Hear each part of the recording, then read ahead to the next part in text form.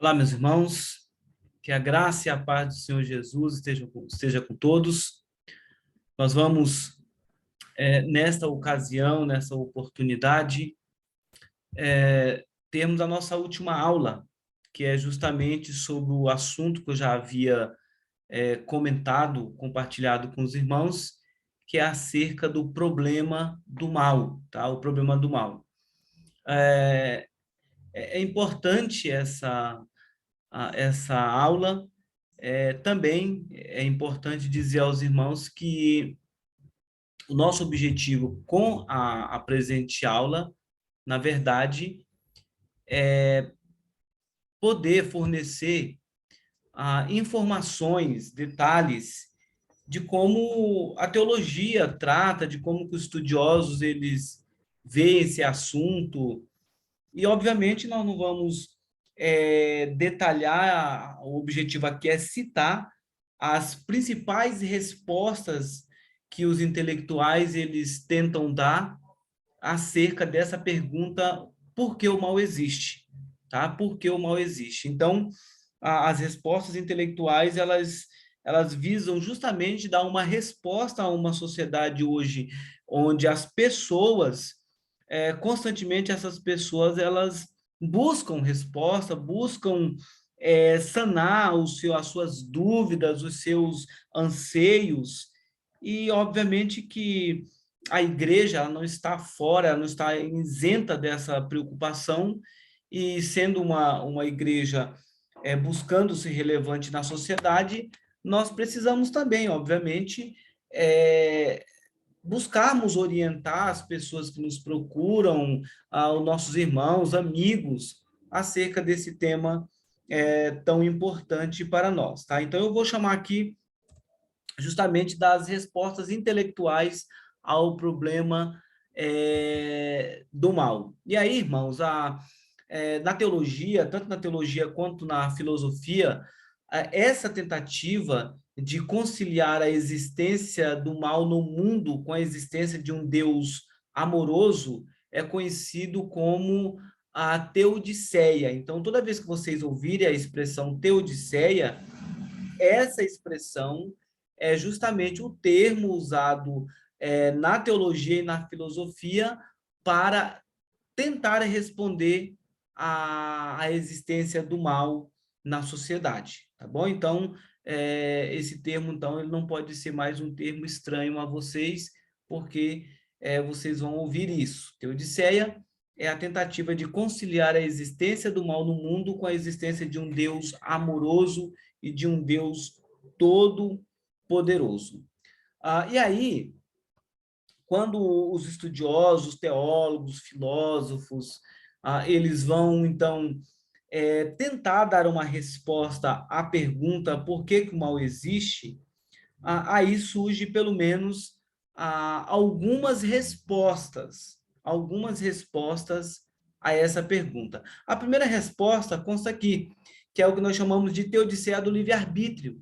Nessa posição, aí conhecida como a posição clássica e mais antiga da história do cristianismo, defendida por Clemente de Alexandria, Agostinho, eles vão afirmar o seguinte, que o mal existe em decorrência do livre-arbítrio das criaturas, tá? Do livre-arbítrio das criaturas.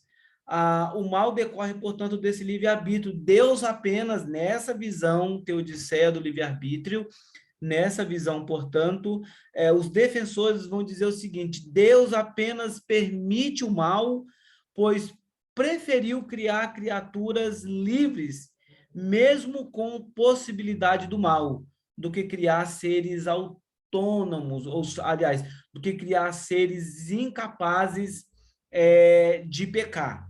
Então, essa é a visão de Agostinho, a visão de Clemente de Alexandria, e os seus seguidores, eles vão dizer isso, eles vão falar que o mal existe por causa do livre-arbítrio.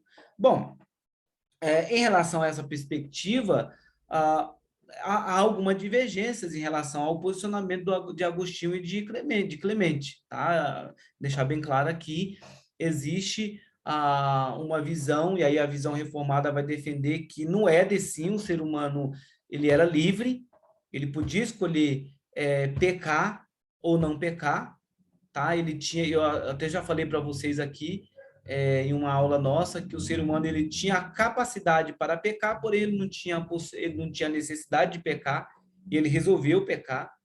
Nessa perspectiva, então vejo, ao escolher pecar, logo o homem, então, ele, com o seu pecado, esse homem, então, insere também a presença do mal no mundo, tá? A presença do mal no mundo. Depois eu vou mandar uma apostila para vocês, com todas as informações, mas aqui eu quero lançar vocês apenas no assunto. Então, a primeira tentativa de responder por que o mal existe é a teodiceia do livre-arbítrio.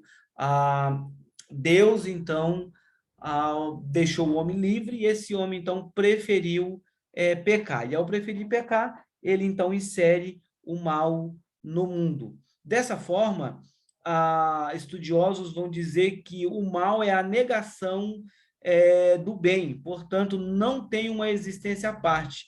Ele existe em função do bem, como a ferrugem em relação ao ferro,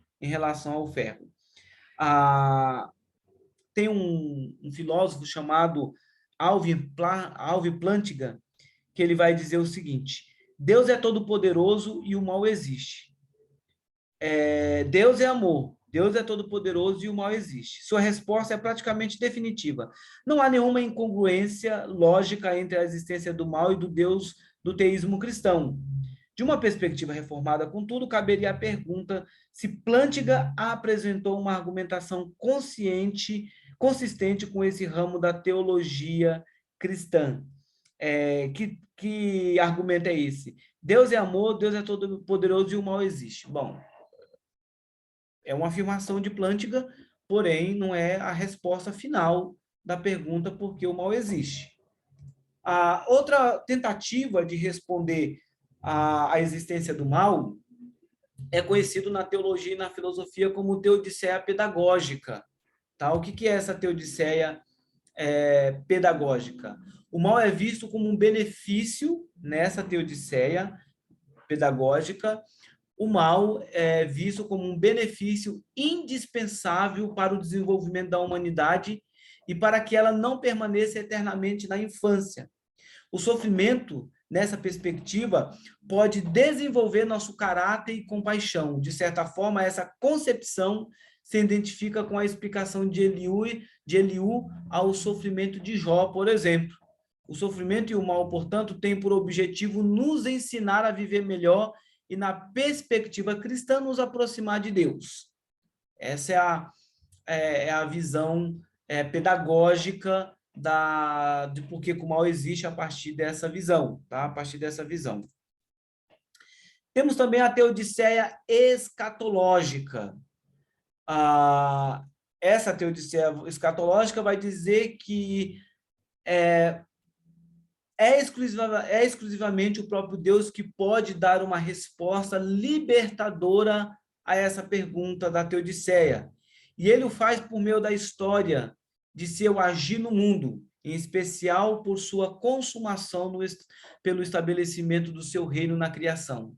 Enquanto o mundo é visto, por um lado, isoladamente, com vistas a seu presente não consumado e não redimido, e, portanto, sob o ponto de vista da sua processão inicial das mãos do Criador, e, por outro lado, o fato do mal e da desgraça na criação permaneça um mistério e um escândalo sem saída, os defensores dessa teodiceia escatológica, na verdade, eles vão dizer o seguinte, com toda essa argumentação filosófica, eles vão defender que, na perspectiva escatológica, espera-se, com a consumação do reino de Deus na criação, o mal será eliminado e a justiça e a injustiça receberão sua recompensa.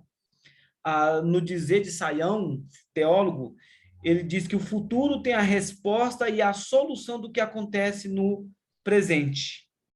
Para ele, então, a explicação de por que o mal existe se dará apenas na consumação. Não há uma resposta para isso, na perspectiva dos defensores da teodiceia escatológica, até porque ele vai dizer que a Deus ele está dando resposta no decorrer da história. Tá? Deus ele está dando resposta no decorrer da história e na consumação as explicações ficarão bem claras. Essa é a visão dos defensores dessa teodiceia escatológica. Mas existe também o que nós chamamos de teodiceia protelada. Tá? A teodiceia protelada, bastante semelhante à escatológica, com uma única diferença. Neste caso, o foco ou enfoque não é tanto na retribuição do bem e do mal, mas a compreensão do porquê da existência do mal e do sofrimento aparentemente sem motivo, tá? Aparentemente sem motivo. Aqui, portanto, enfatiza-se, tá? Enfatiza-se a necessidade de uma atitude de confiança e fé na bondade e soberania do Criador e a admissão de que a compreensão plena do problema do mal aguarda uma resposta final na consumação dos tempos. Ou seja, os defensores, e a palavra protelada já dá a resposta, né? Deus está protelando essa resposta, porque nós só a teremos na consumação dos tempos. Tá? Essa é a visão da teodiceia protelada. Existe também a teodiceia de comunhão, a tentativa de responder por que o mal existe. E aí os defensores vão dizer que o enfoque não está tanto em entender a origem ou o porquê da existência do mal, mas partir do pressuposto que ele existe. Enfatizar, portanto, de que o fato de que Deus é percebido e conhecido no sofrimento, porque ele mesmo sofreu por meio da encarnação. Nessa perspectiva, os defensores da teodiceia da comunhão, eles vão dizer que o sofrimento é uma forma, portanto, de nós desfrutarmos de uma comunhão mais próxima de Deus, tá? Mais próxima de Deus. Dessa forma, portanto, eles vão dizer que o sofrimento é pedagógico. E sendo pedagógico, é uma forma lutar contra o mal, viver com a presença do mal no mundo, é uma forma de nos aproximar de Deus. Essa é a defesa da teodiceia da comunhão, tá? A teodiceia da comunhão. Entretanto, irmãos, eu creio que existe outro caminho, que é o que nós chamamos, portanto, de uma abordagem pastoral do tema. O reformador Lutero chega a afirmar que Deus somente pode ser encontrado no sofrimento e na cruz. Assim, cruz e sofrimento significam, em primeiro plano,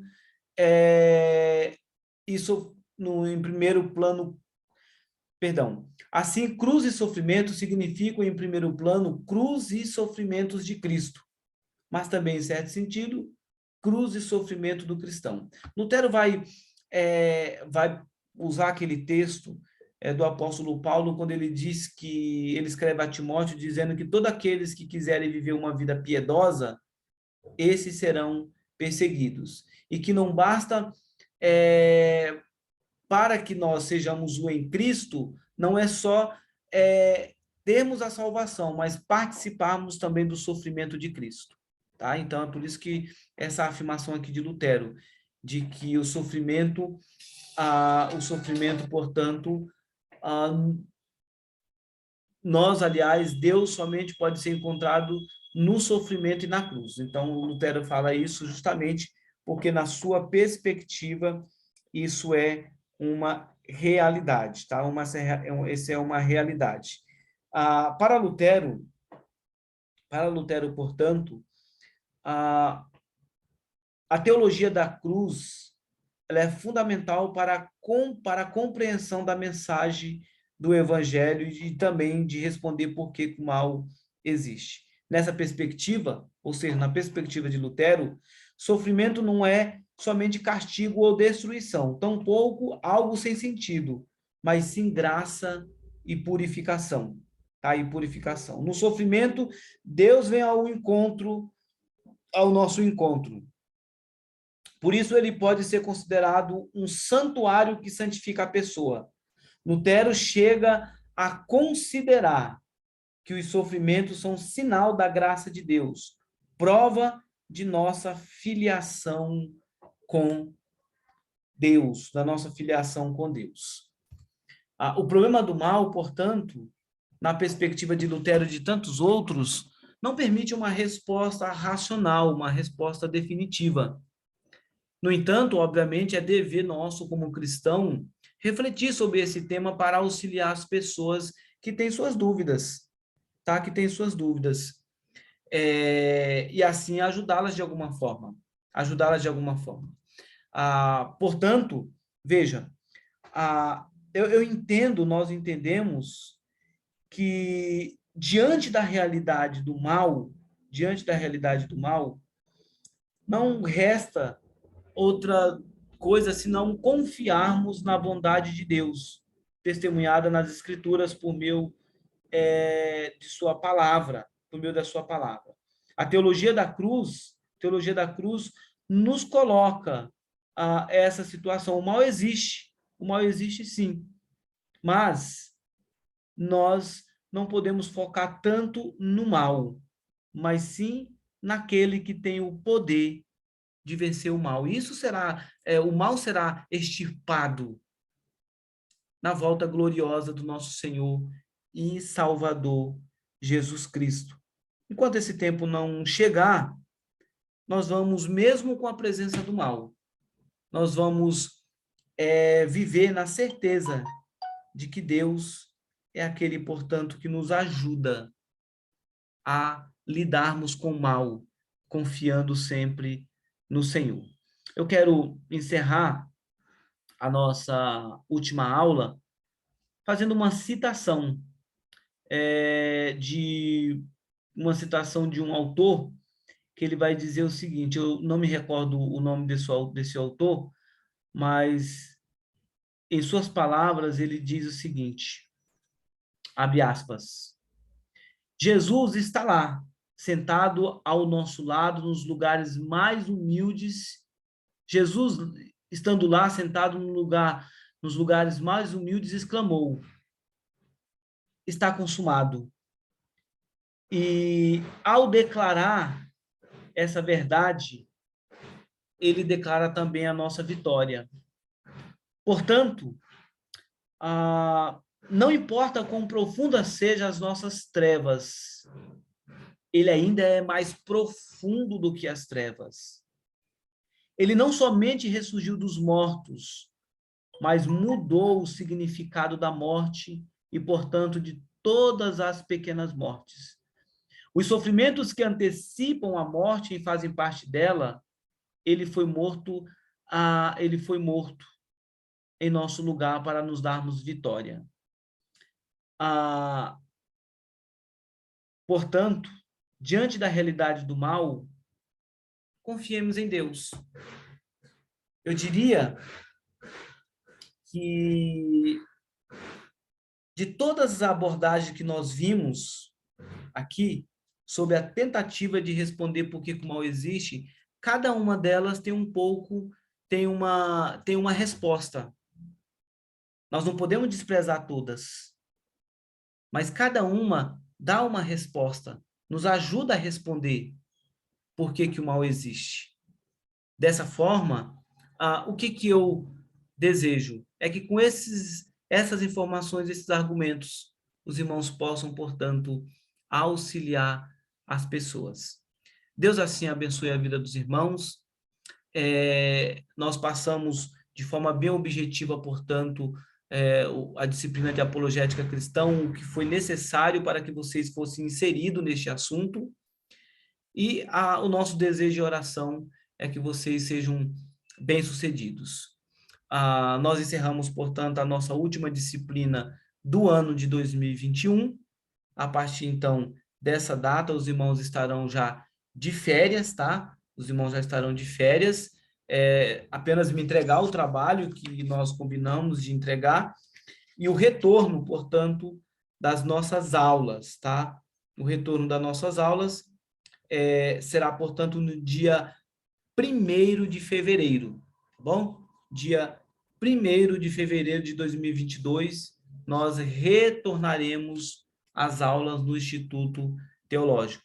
Meu desejo e oração é que todos tenham boas festas, Deus abençoe, Feliz Natal a todos vocês, um feliz Ano Novo, e que, se Deus assim permitir, possamos nos encontrar em 2022, nesse segundo ano de vocês, rumo à etapa final do curso de vocês. Deus abençoe, quero orar por vocês, pedir a bênção de Deus sobre os ministérios de vocês. Santo Deus, em nome de Jesus, muito obrigado pelos alunos que fazem parte do nosso instituto, do nosso IAD. Pai, dê a eles um descanso durante esse período de férias, para que, revigorados pelo Senhor, eles possam retornar em 2022, desejosos de continuar aprendendo acerca do Senhor. Abençoe-nos, ó Deus, abençoe suas famílias, preserve-os, é o que nós te pedimos em nome de Jesus. Amém. Muito obrigado, irmãos. Deus abençoe, portanto, a vida de vocês.